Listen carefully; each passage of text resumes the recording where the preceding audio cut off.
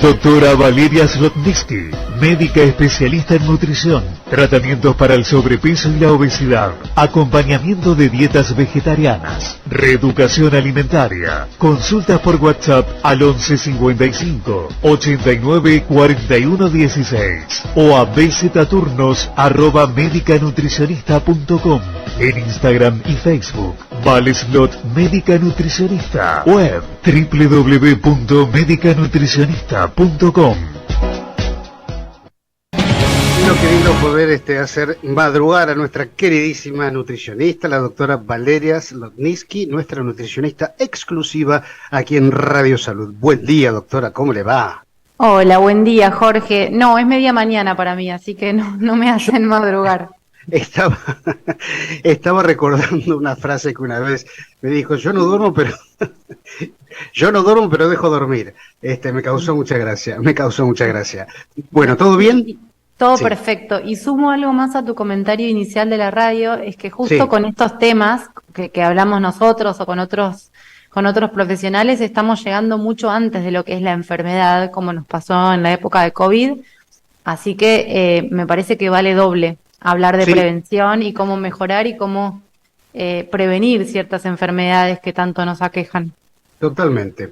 Y estaba escuchando recién la presentación, la reeducación alimentaria. Vamos a hablar de la importancia de la masa muscular en los adultos, como prevención también de muchas caídas, fortalecimiento de cuádriceps, cadera, pero para eso hay que tener un caminito, ¿no? No es cuestión de decir, bueno, me considero adulto después de los 40, bueno, usted me lo dirá, ¿no? 40 años, 50 años, nunca hice ejercicio, poco y nada, y de repente me encuentro que ni siquiera me puedo levantar de la silla porque me estallan de dolores, de pinchazo la cintura, la columna, y nos llenamos de antiinflamatorios.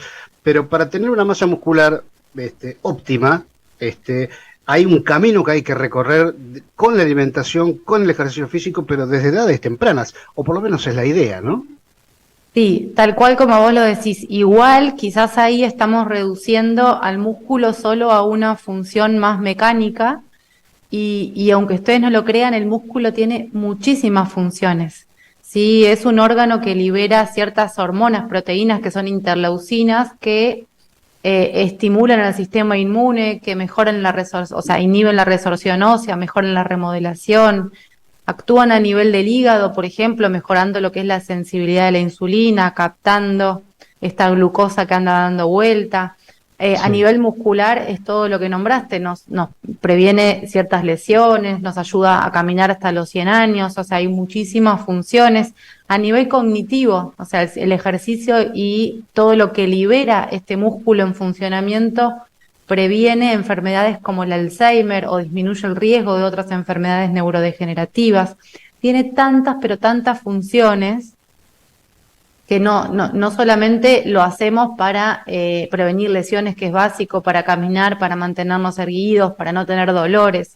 O sea, es una gran llave, que está en tus manos el ejercicio y la mejora de este músculo para que esté sano. Y a ver, cuando hablamos de masa muscular, yo que estoy acostumbrado a estar en un gimnasio hace más de 30 y pico de años, digo, a ver, usted un día me lo dijo, una cosa es hipertrofiar los músculos visibles, que uno puede lucir, ese tipo de cuestiones, que también no deja de ser saludable, y otra cosa es la masa muscular que uno dice, bueno, a ver, no se nota tanto, no se ve, a ver, ¿cómo es este tema? O sea, músculo tenemos en todos lados, incluso para respirar, para que lata nuestro corazón, o sea, es un músculo el corazón en sí mismo. Y cuando estamos haciendo ejercicio mejoramos absolutamente todos esos niveles, hasta formamos vasos sanguíneos, no solamente hipertrofiamos, no solamente agrandamos ese músculo que quizás también, o sea, es una ayuda a la estética, tiene muchísimas otras funciones a nivel psicológico. No me acuerdo bien la pregunta exacta de cuál es la diferencia, me decías, entre otros músculos. Sí. Bueno, hay músculo de la columna que nos mantiene erguidos, que nos mantiene, que nos ayuda a la postura, que nos ayuda a caminar.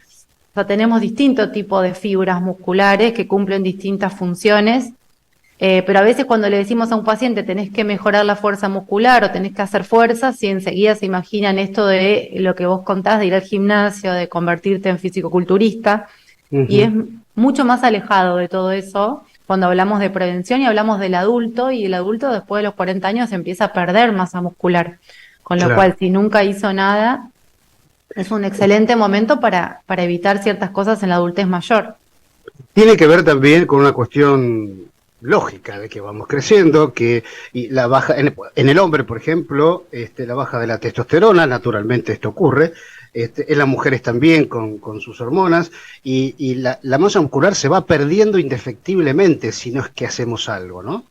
Tal cual, se va perdiendo, no obviamente de manera abrupta, muy poquito, pero se va perdiendo y se va convirtiendo en tejido graso.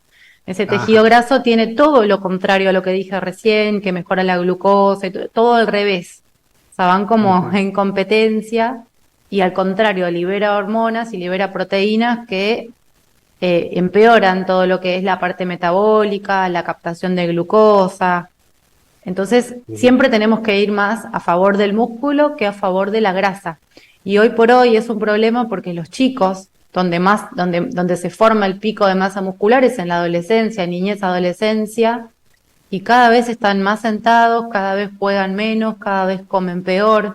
Entonces, esa persona llega antes quizás con una baja de masa muscular, quizás antes decíamos a los 40, 50, ahora a los 25 veo chicos que comen mal y que tienen muy poca masa muscular y que su cuerpo tiene más grasa que músculo.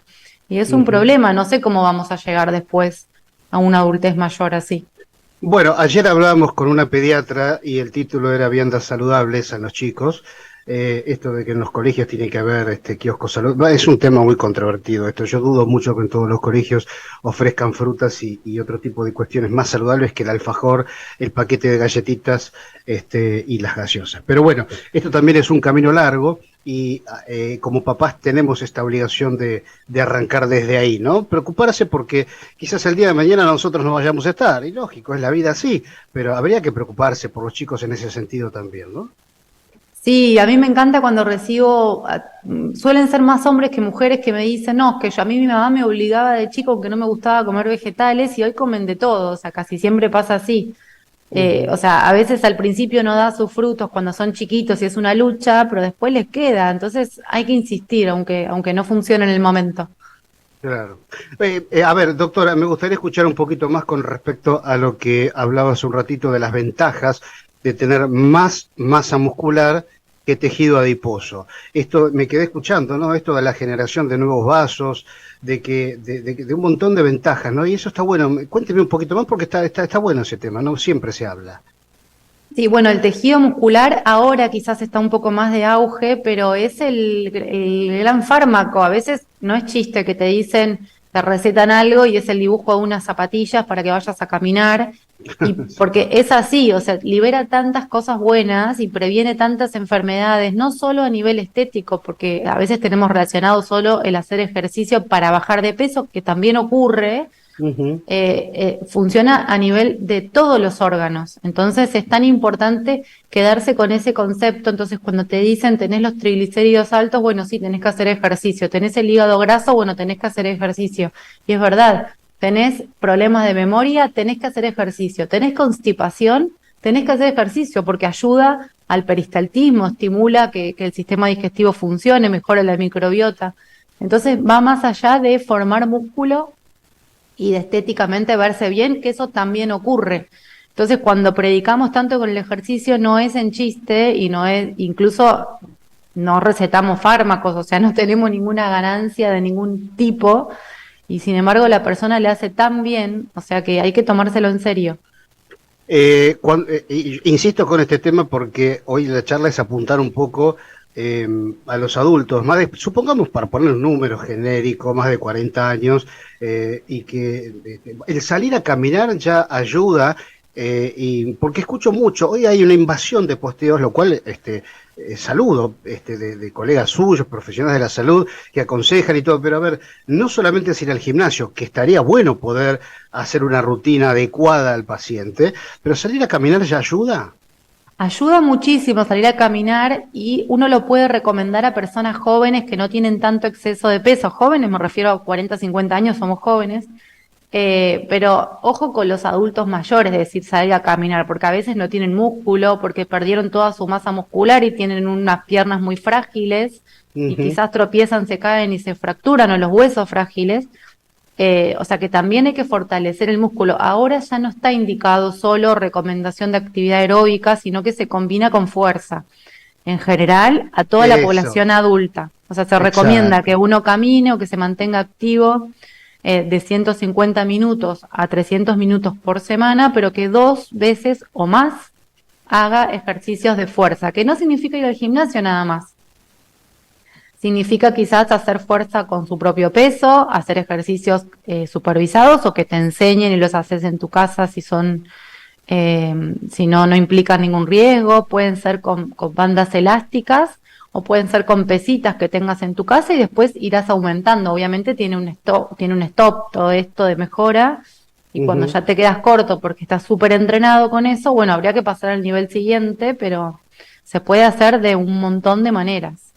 La alimentación, tema interminable y súper importante en esto.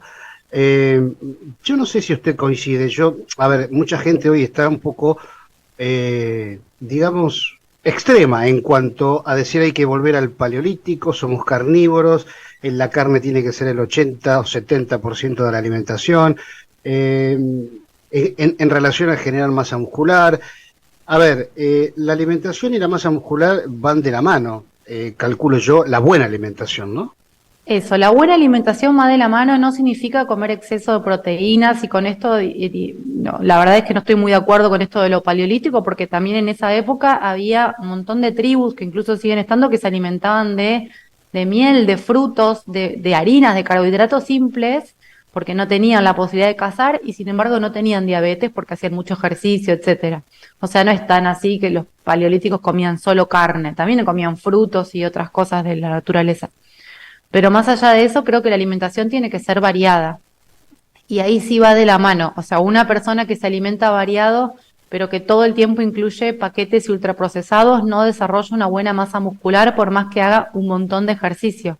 Y la alimentación variada es alimentación que uno cocina, o sea, que parte de alimentos simples, y uno si quiere los puede hacer un poco más rebuscados, hacerse un guiso o hacerse una preparación así culinaria en su casa, pero parte de alimentos simples, parte de vegetales, frutas, legumbres, carnes, o sea, alimentos simples que nosotros podemos transformarlos. Todo lo que viene empaquetado va en contra de lo que es la buena composición corporal, y eso se ve. Sí, totalmente. Algo de esto hablábamos hace unos días con respecto a la ley o al Día Internacional de la Celiaquía, no directamente con esto, sino con el tipo de alimentación. Me hizo acordar a unas cuantas cosas, pero digo, el tema, volvamos a la masa muscular. Entonces, una persona que se mantiene en su peso y de repente tiene una masa muscular, a ver, ¿cómo se da cuenta usted la masa muscular? ¿Cómo se mide esto en consultorio?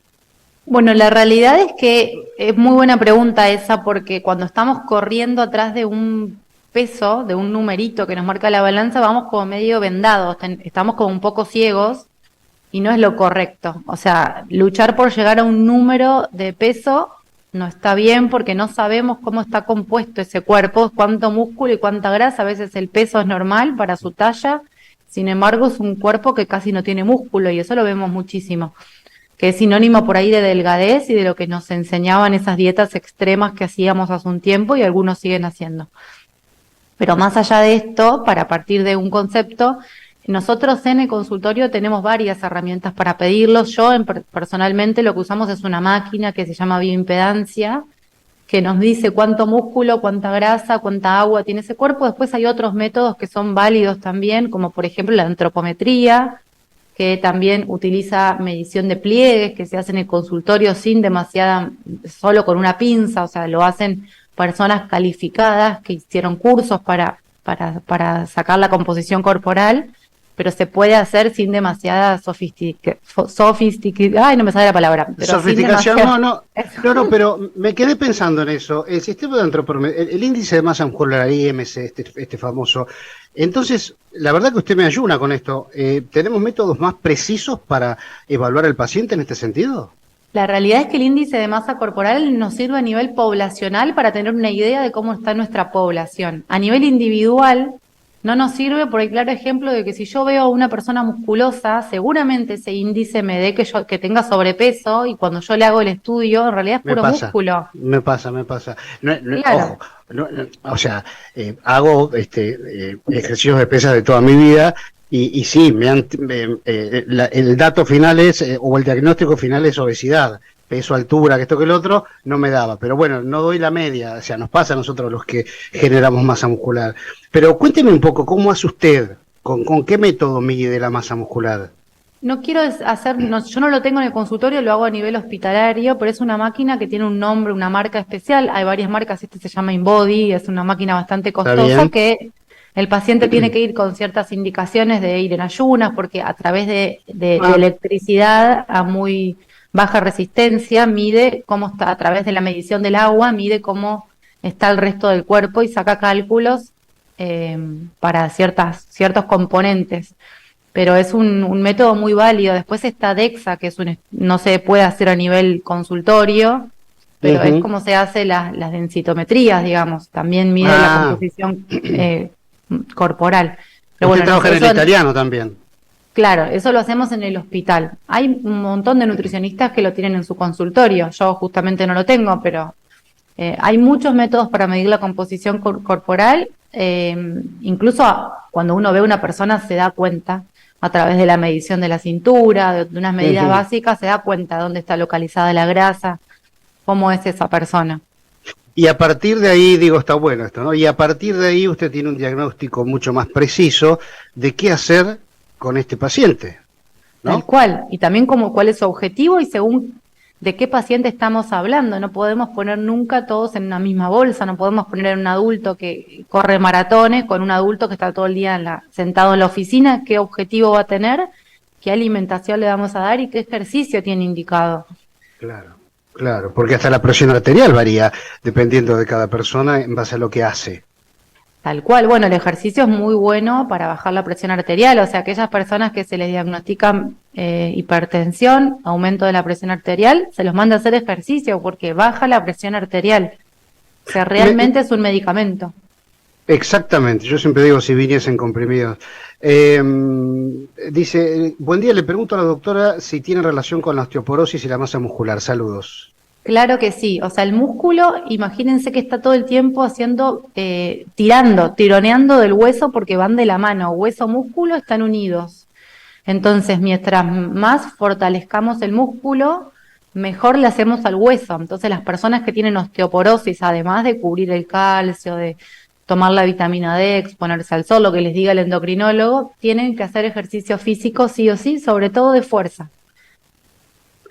Bueno, otro temazo A ver, doctora, pero entonces, yo le pregunto, la masa muscular no previene la osteoporosis. También. ¿O también. Sí? Previene porque hace un hueso mucho más fuerte. Bien. O sea, mejora la remodelación, inhibe la reabsorción ósea, o sea, inhibe que ese hueso se vaya desarmando, por decirlo en un término muy vulgar. Sí.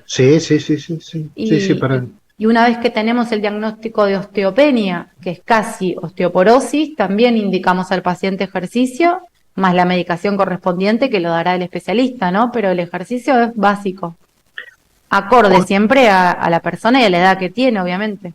¿La osteopenia es, doctora? Es un pasito antes de la osteoporosis. Eso quería saber. Es un hueso con mala calidad, pero que no llega todavía a ser osteoporosis. Bueno, cuántas cosas. Otra pregunta, dicen, ¿cómo sé cuál es mi peso? Sencilla la pregunta, pero ¿es el que te da la balanza? Claro. Claro, o sea, el peso es el que marca la balanza, eso no hay duda. Sí.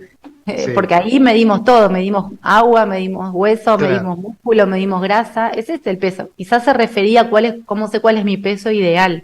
Por lo que está escuchando de usted claramente en base a estos estudios y todo, es súper interesante esto. Sí, calculo que sí, pero te lo va a decir el médico si es que puede realizar este estudio, Sí, también no necesitamos sí o sí tener un estudio de esas características para hablar de cuál es el peso ideal, porque el peso ideal no existe, o sea, hay que tener en cuenta la Claro. historia de esa persona, o sea, no podemos pretender jamás que una persona que haya tenido obesidad y bajó 30, 40 kilos, por más que no esté en un peso ideal, está en su peso, en su mejor peso posible, y eso hay que recalcarlo. Entonces, no todos somos iguales y la realidad es que jamás podríamos generalizar el peso, así como de una manera muy simple, decir vos tendrías que pesar tanto, nunca lo decimos porque no sabemos.